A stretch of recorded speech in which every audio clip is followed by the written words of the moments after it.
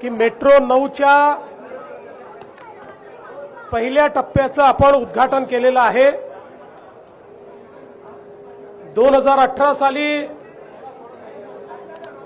आपण याचं भूमिपूजन केलं होतं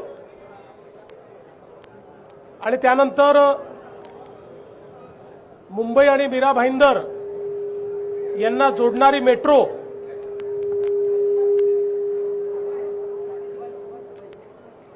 ही तयार करण्याचं काम सुरू झालं।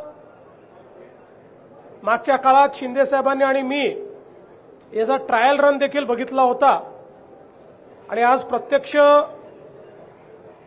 दहिसर पूर्व ते काशीगाव या 4.4 किलोमीटरच्या टप्प्याचं उद्घाटन आपण केलेलं आहे।